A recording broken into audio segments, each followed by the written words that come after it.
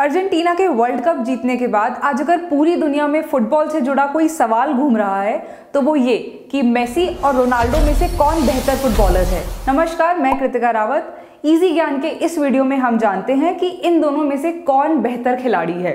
इसके लिए हम 5 एस्पेक्ट्स पर ध्यान देंगे: goal scoring, heading, dribbling, passing और फ्री किक्स।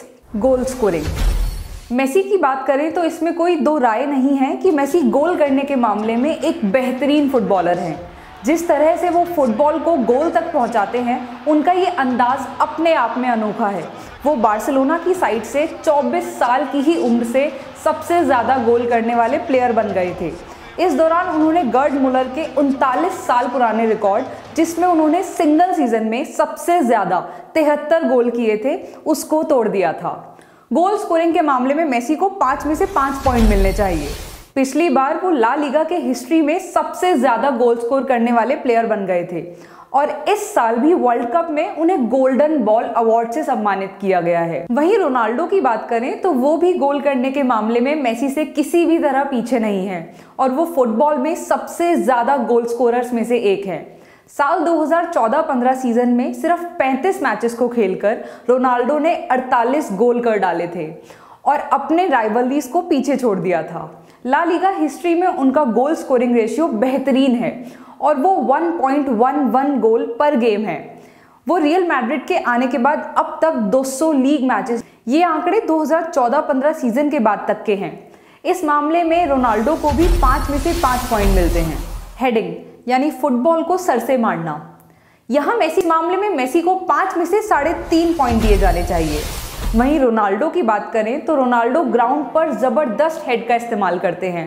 वो अपने सर का इस्तेमाल किसी टॉवर की तरह करते हैं। यही कारण है कि उनके ज्यादातर गोल उनके हेड से ही आते हैं। साल 2014-15 में भी सभी टूर्नामेंट्स में कुल मिलाकर रोनाल्डो ने 61 गोल किए थे, जिनमें से 17 गोल उनके हेड से आए थे। रोनाल्डो को इस मामले में 5 में से 4.5 पॉइंट मिलने चाहिए। ड्रिबलिंग, मेसी को अगर फुटबॉल का सबसे बेहतरीन ड्रिबलिंग करने वाला प्लेयर ना भी कहें तो उन्हें अच्छी ड्रिबलिंग करने वाला प्लेयर जरूर कह सकते हैं।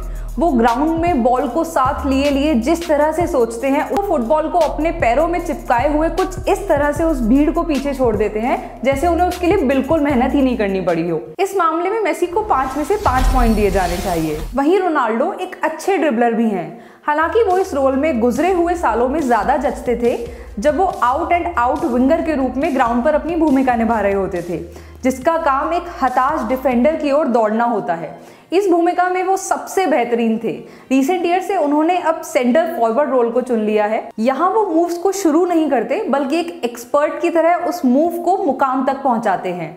ये कहना सही नहीं होगा कि अब वो डिफेंडर तक दौड़ने में सक्षम नहीं है, क्योंकि आज भी वो इस रोल में उतने ही काबिल हैं जितने वो पहले थे।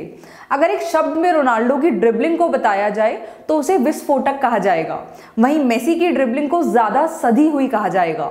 इस मामले में रोनाल्डो को 5 में से 4 पॉइंट मिलने चाहिए। पासिंग, मेसी के ड्रिबलिंग स्किल्स को देखते हुए फुटबॉल लवर उनकी पासिंग टेक्निक को लगभग भूल जाते हैं, लेकिन ध्यान देने वाली बात यह है कि मेसी पासिंग में भी जबरदस्त हैं। वो जिस तरह से बॉल को अपने टीम प्लेयर्स को पास करते हैं, वो उनकी टीम को कॉम्पिटिटर के मुकाबले 2 कदम आगे खड़ा कर देती है।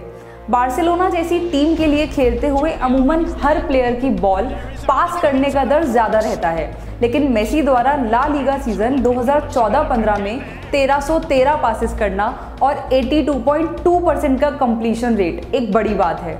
इस मामले में मेसी को 5 में से 4.5 पॉइंट दिए जाने चाहिए। अगर रोनाल्डो की पासिंग स्किल्स को मेसी की पासिंग स्किल्स से प्रत्यक्ष रूप में कंपेयर किया जाए तो ये बिल्कुल सही नहीं होगा, क्योंकि दोनों की टीम्स का खेलने का तरीका बिल्कुल अलग है।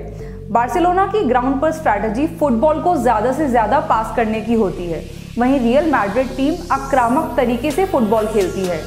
इस सब के बावजूद रोनाल्डो इस कैटेगरी में मजबूत है और पिछले सीजन उनका कंप्लीशन रेट 81.3% का रहा है।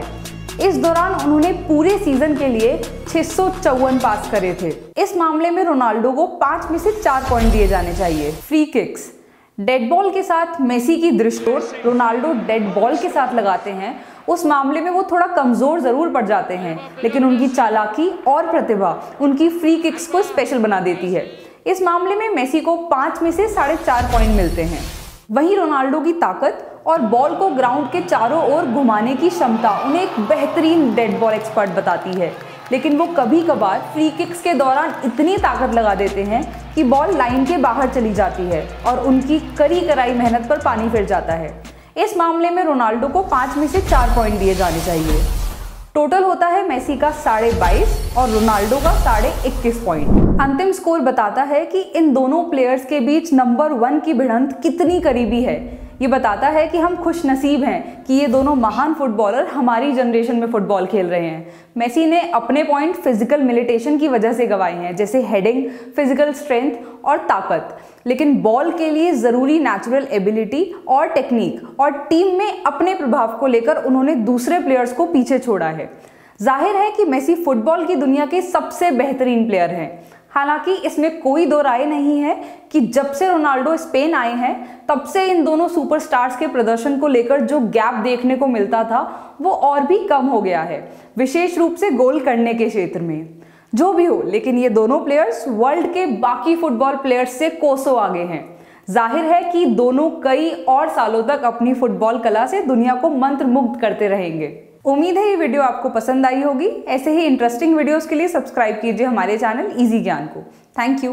We have that battle the last 15 years, which is good. He pushed me and I push him as well. So it's good to be part of history of football. I'm there and of course he's there as well.